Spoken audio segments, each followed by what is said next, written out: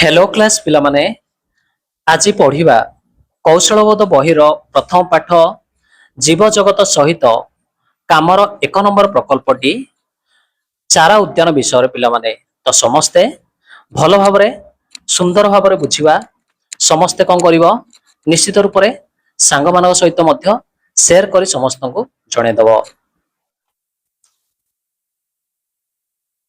तो पिला माने आसिला हारी एक नंबर प्रकल्पर जोडा कि चारा उद्यान विषय पूरा आज भलरे बुझियो किपर पिला माने तुम माने छोट गछरु बड़ गछ तयारी करी एवं सेथिरु किपरि नुआ नुआ गछ मध्य तयारी करि परियो।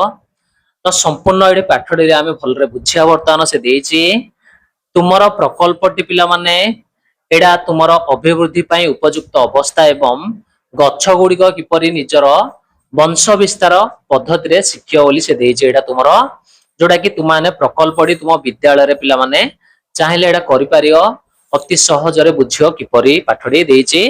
तो वर्तमान चारा उद्यान बोले कौन पुणी थे कही दौची तार उपयुक्त है कि गछ गुड़िकर बढ़िया सहित नुआ नुआ गछ आम तैयारी करिया जदि बेले आम ताकू कह जे चारा उद्यान। देख से देइछि प्रकल्पर कार्य भाग नेवा पई तुमे समर्थ जदि हेबाकू चाहूच तुमको कौन कौन करिया पड़ियो बुझी पारल।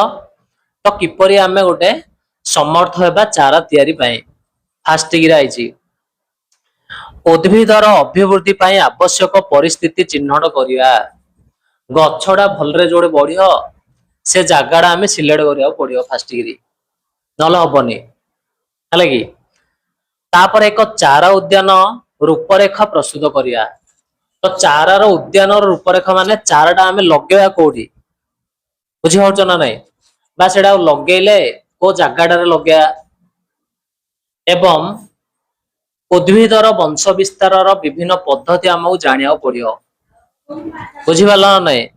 जदि तुम जानि नथियो किपरि करिया आमे पद्धति खाली आमे मंजी बुणी देले चारा हे जिवो कि आमे गछर कटा अंश पोती देले चारा हे जिवो सिमी जदि किछि न जानि आमे व्यवहार कले हमर चारा आमे प्रस्तुत करि परिया नाही बुझी होच तो। अच्छा तापर से कहला जे उद्भिद अभिवृद्धि को पर्यवेक्षण मध्य करिया पड़ियो माने आमे लक्ष्य करिवा जे एक्चुअली आमे चाराटा जो लगेले सेडा गछ धीरे बढ़ुची ना नाही छोट गछ हेला ना नाही केते दिन रे हेला आमे लक्ष्य रखिया पड़ियो पर्यवेक्षण करिया पड़ियो सेडी।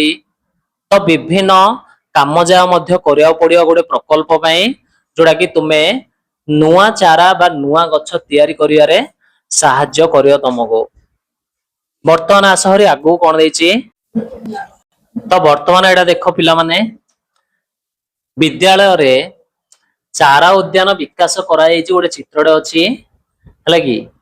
तो देखि पाउछ ना एडी पिला जा कोन करचंती चारा उद्यान करचंती बा लगौचंती छोट छोट गछरु से माने बड़ गछ तैयारी करिया पय चेष्टा करचंती।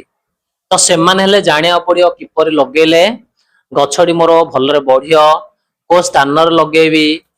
तो से माने हेले कोन करचंती ना भल भाबरे जानि जंती किछि प्रक्रिया जाग बुझी होच तो हला कि। अच्छा चित्रटी देखिलो पर पृष्ठा को देख आउडे आसीबा हारी वर्तमान चारा उद्यान तमे जदि पढ़ियो ता विषय किछि जानिया पड़ियो। तो पिला ने देइछि जे उद्भिद वंश जेतेबेले विस्तार करियो वंश विस्तार माने गोटा गरु अन्य जदि आमे गछ पाइबा चेष्टा करिया हला कि से माने विभिन्न पद्धति रे प्रजनन करंती प्रजनन माने नूतन नूतन गछ तैयारी करि परिए विभिन्न पद्धति अछि हेले छोट मंजी अंकुरित होई बड़ गछ होई परियो हला कि किंबा छोट फूल हला कि छोट फूल गछर मध्य परिणत हबो। जेपरि कि किछि गछ अछंदी शाखा किंबा जोडा कि कंध हला कि जोडा कि आळु रु सीधा कोन होइछि गछ करा जाय पारियो।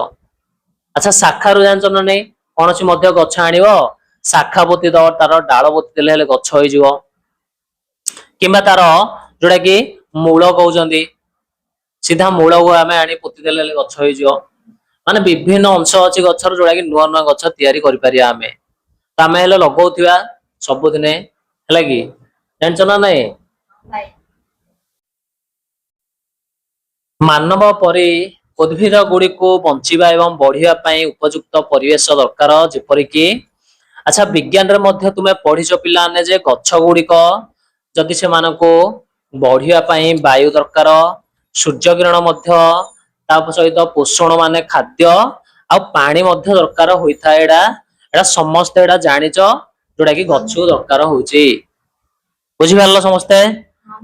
ତ ଏହି କାରକ ଗୁଡିକ ବ୍ୟତୀତ, ଆଚ୍ଛା ଏ ସବୁ କାରକ ଛାଡିଦେଲେ, ସୂର୍ଯ୍ୟ କିରଣ, ପାଣି, ବାୟୁ ଛାଡିଦେବା ଆମେ, ଗଛ ଲତା ମାନଙ୍କୁ ବଢିବା ପାଇଁ ପରିବେଶ ମଧ୍ୟ ଦରକାର ହବ। ତ ପରିବେଶ ହେଲେ ସେମାନଙ୍କୁ ଉପକୂଳ ପରିବେଶ ଦରକାର, ମାନେ କୋଉଠି ସେମାନେ ଭଲରେ ବଢି ପାରିବେ।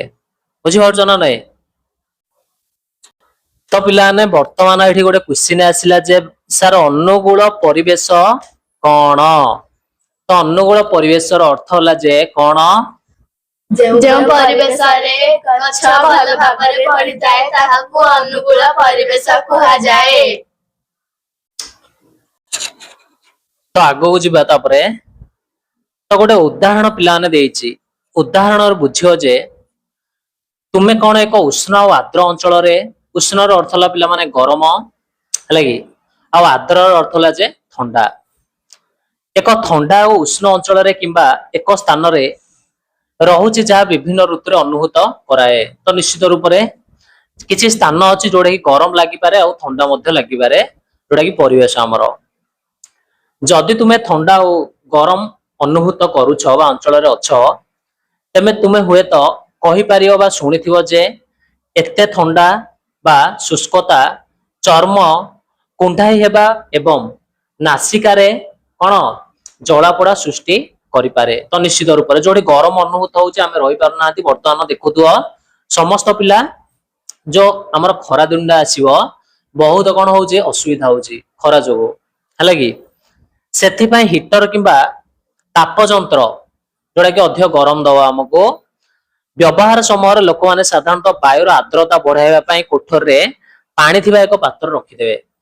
ସତ କଥା, ବାୟୁରେ କଣ କୋଠରରେ ଯଦି ପାଣି ପାତ୍ର ଆମେ ରଖିଦେବା, ତ ପାଣି ପାତ୍ର ରଖିଦେଲେ କଣ ହବ ନା ବାୟୁର ଆର୍ଦ୍ରତା ବଢେଇ ଦବ। ତାର ଅର୍ଥ ହେଲା ଯେ ଘରଟାକୁ ଟିକେ ଥଣ୍ଡା ରଖିବ ସିଏ। ବୁଝିପାରିଲ ତ? ଯୋଉ ଗରମର ଯେତିକ ସବୁ ବାହାରିବନି କି ଗରମ ଯାକ, ସେ ପାଣି ପାତ୍ରକୁ କଣ କରିଦବ ଟାଣି ଦବ, ଥଣ୍ଡା ଟିକେ ରଖିବ ପାଣି ପାତ୍ର। ଯୋଉମାନଙ୍କ ଘର ରଖିବ ଦେଖିବ ପାଣି ପାତ୍ର ଥଣ୍ଡା ରହୁଥିବ ସବୁଦିନେ। ପାଣିରେ ଯଦି ପାତ୍ରରେ ପାଣି ରଖୁଛ ମାଠିଆ, ହେଲା କି? ହଁ, ନେକ୍ସଟ ଆସ ହରି, ବର୍ତ୍ତମାନ ଆଉ ଗୋଟେ ଆସିଲା ହାରି ଦେଖ। ଆଚ୍ଛା ଆର୍ଦ୍ରତା କିମ୍ବା ଶୁଷ୍କତାର କାରଣ କଣ ଜାଣିଛ କିଏ?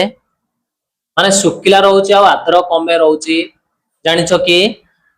ତ ଦେଖ, ଯଦି ମୁଁ କହିବି ଶୁଷ୍କ, ତାର ଅର୍ଥ ହେଲା ଯେ ବାୟୁରେ ଯଦି ଜଳୀୟ ବାଷ୍ପ ପିଲାମାନେ କଣ ଅଛି ବିଭିନ୍ନ ଉପାଦାନ ଅଛି, ତ ଯେତେବେଳେ କହିପାରିବ ବାୟୁରେ ଅଧିକ ଯଦି ଜଳୀୟ ବାଷ୍ପ ଅଛି, ତ ନିଶ୍ଚିତ ରୂପରେ ତାକୁ ଆମେ ଆର୍ଦ୍ର ବୋଲି କହିବା ବାୟୁଟା।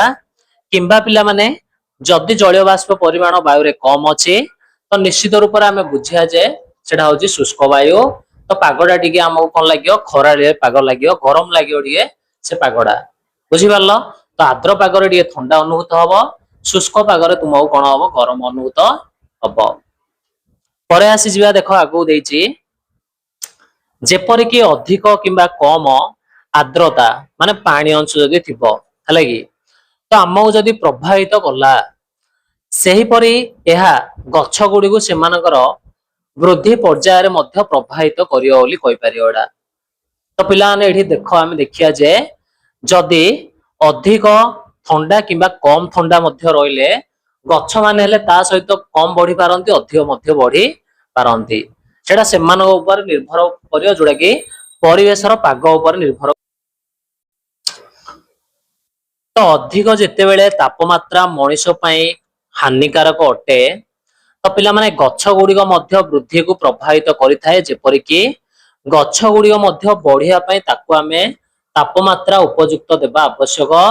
ଅଧିକ ତାପମାତ୍ରାରେ କିମ୍ବା କମ ତାପମାତ୍ରାରେ ଗଛ ସେ ବଢି ପାରିବ ନାହିଁ, ତାକୁ ମଧ୍ୟ ଉପଯୁକ୍ତ ତାପମାତ୍ରା ଦରକାର। ବୁଝିପାରିଲ ସମସ୍ତେ? ତ ବର୍ତ୍ତମାନ ତାପମାତ୍ରାର ଯଦି ଅଧିକ କିମ୍ବା କମ ମଧ୍ୟ ହୋଇଥାଏ ତ ଗଛ ବେଳେ ବେଳେ ନିର୍ଦ୍ଦିଷ୍ଟ କଣ ହୋଇଥାଏ ବଢିପାରେ କିମ୍ବା ନ ବଢି ପାରନ୍ତି ମଧ୍ୟ। ତ ବର୍ତ୍ତମାନ ତୁମେ ଦେଖିଲ କି ଶୁଖିଲା ସ୍ଥାନ ଅପେକ୍ଷା ପିଲାମାନେ ଯେତେବେଳେ ପାଣି ସ୍ଥାନରେ କିମ୍ବା ପୋଖରୀ ଧାରରେ କିମ୍ବା ଯେକୌଣସି ଜଳ ଥିବା ସ୍ଥାନ ଗୁଡିକରେ କୂଅ କହିପାରିବ କିମ୍ବା ନଳକୂଅ କହିପାରିବ ଦେଖିବ ଅଧିକ ଗଛ ବଢୁଛି ନା ନାଇଁ? ତ ନିଶ୍ଚିତ ବଢୁଛି। କାରଣ ମଧ୍ୟ ଥିବ, ବୁଝିପାରୁଛ ନା ନାଇଁ? ତ ଏହାର ମଧ୍ୟ କାରଣ ହଉଛି ପିଲାମାନେ କଣ ନା ମାଟିର ଉପଯୁକ୍ତ ତାପମାତ୍ରା, ତାକୁ ଆର୍ଦ୍ରତା ମିଳୁଛି ଆଉ ଜଳୀୟ ବାଷ୍ପ ମଧ୍ୟ ସେମାନେ ଗଛ ଗୁଡିକ ପାଇପାରୁଛନ୍ତି, ଯାହା ଫଳରେ କି ଅଧିକ ତମେ ସେ ସ୍ଥାନ ଗୁଡିକରେ ଗଛ ଦେଖିପାରିବ। ତ ପିଲାମାନେ ଚିତ୍ର ଦେଇଛି 1.1 ରେ ଚାରା ଉଦ୍ୟାନର ତୁମକୁ ଉଦ୍ଭିଦ ଗୁଡିକ ବଞ୍ଚିବା ଆଉ ବଢିବା ତ ଅନୁକୂଳ ପରିବେଶ ସୃଷ୍ଟି କରିବାକୁ ପଡିବ। ଆସିଯିବା 1.1 ର ପିଲାମାନେ କଣ ନା ବର୍ତ୍ତମାନ ଗୋଟେ ଦେଇଛି ଚିତ୍ରଟେ ଦେଖିବା।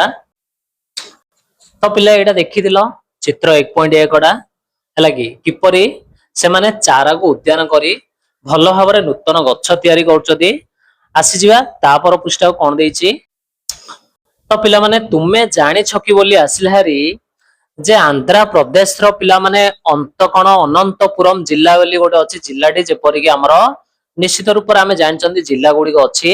ଅନନ୍ତପୁରମ ଜିଲ୍ଲାରେ ଅବସ୍ଥିତ ମନେ ରଖିବ ନାଁଟା ହଉଛି ପିଲାମାନେ କଣ ଥିମାମ କଣ ମାରମାନୁ। ମନେ ରଖିବା ନାଁଟା ପିଲାମାନେ ଥିମାମ ମାରମାନୁ ନାମକ ଗୋଟିଏ କଣ ବର ଗଛର ନାମଟା ପିଲାମାନେ, ବୁଝିପାରିଲ ନା? ତ ସେ ଦେଇଛି 5 ଏକର ଆୟତନରେ ବିସ୍ତାର ଏବଂ ଏହା ଏକ ଛୋଟ ଗାଁର ଆକାର ଭଳି। ତ ବହୁତ ବଡ ଗଛଟା ଯୋଉଟା କି ଗୋଟେ ଗାଁ ଆକାରର ଗୋଟେ ବର ଗଛଟେ ପିଲାମାନେ, ହେଲା କି? ତ ଏଟା ମନେ ରଖିବ 1 ମାର୍କିଆ କ୍ୱେଶ୍ଚିନ୍ ଆସିବ ରେ। ଯେପରିକି କଳ୍ପନା କରିପାରୁଛ କି ଆଶ୍ଚର୍ଯ୍ୟ ଲାଗୁଛି ନା ନାଇଁ? ନିଶ୍ଚିତ। ତ ଏକ ଗଛ ଏତେ ବ୍ୟାପକ ଅଞ୍ଚଳରେ ପରିବ୍ୟାପ୍ତ ହେଇ ଏହାର ଶାଖା ପ୍ରଶାଖ ମଧ୍ୟ ଗୋଟେ ଗ୍ରାମରେ ମାନେ ଗୋଟେ ଗାଁ ଆକାରର ପାଲଟି ଯାଇଛି, ପୁରା ବହୁତ ବଡ ହେଇଯାଇଛି। ତ ଏହାର କଣ ଆକର୍ଷଣୀୟ ଆଉ କୌତୁହଳ ପୂର୍ଣ୍ଣ ନୁହଁ କି? ତ ନିଶ୍ଚିତ ଏଟା ଆକର୍ଷଣ ଲାଗିବ। ଚିନ୍ତା କଲେ ହେଲେ ଆମେ ବହୁତ ଆମକୁ କଣ ଲାଗିବ ଆଶ୍ଚର୍ଯ୍ୟ ମଧ୍ୟ ଲାଗିବ ଯେ ଏଇଟା କିପରି ସମ୍ଭବ ହେଲା, ବୁଝିପାରୁଛ ନା ନାଇଁ? ତ ଏତେ ବଡ ଦ୍ରୁମ ହୋଇପାରେ କି ଏତେ ବଡ ଗଛ ଅଛି ହେଲେ ମଧ୍ୟ। ତ ପିଲାମାନେ ବରଗଛ ପ୍ରାଣୀ ଆଉ ପକ୍ଷୀ ଏବଂ ମଣିଷକୁ ଛାଇ ଆଉ ଅମ୍ଳଜାନ ଆଉ ଆଶ୍ରୟ ପ୍ରଦାନ କରନ୍ତି। ତ ଏହା ଆମକୁ ପ୍ରକୃତି ଏବଂ ଉଦ୍ଭିଦ ଗୁଡିକର ଯତ୍ନ ନେବାକୁ ଶିଖାଇଥାଏ ପିଲାମାନେ। ତ ଆମେ ଦେଖିଛନ୍ତି ଆମ ଅଞ୍ଚଳରେ ଯେତିକ ବଡ ବଡ ଗଛ ଅଛନ୍ତି ପିଲାମାନେ ଛାଇ ଦଉଛି ନା ନାଇଁ ଆମକୁ? ଆମକୁ ଅମ୍ଳଜାନ ଦଉଛି ନା ନାଇଁ? ଖରାରୁ ନିଶ୍ଚିତ ଆମକୁ ସାହାଯ୍ୟ କରୁଛି, ବର୍ଷା ଦଉଛି ସିଏ ଆମକୁ, ଗଛର କାଠ ଦଉଛି ଆମକୁ, ବିଭିନ୍ନ ପ୍ରକାର ସାମଗ୍ରୀ ଦଉଛି ଗୋଟେ ଗଛଟି। ତ ଆମର ସିଏ ବନ୍ଧୁ ଆମେ ଜାଣିଛନ୍ତି। ତ ଏଠି ବୁଝିପାରିଲ ସମସ୍ତେ? ତ ଏଠି ତାପରେ ବିଭିନ୍ନ ତାର ଉପକାର ମଧ୍ୟ ଆମେ ଜାଣିଲେ। ଆସିଯିବା ପରବର୍ତ୍ତୀ କଣ ଦେଇଛି।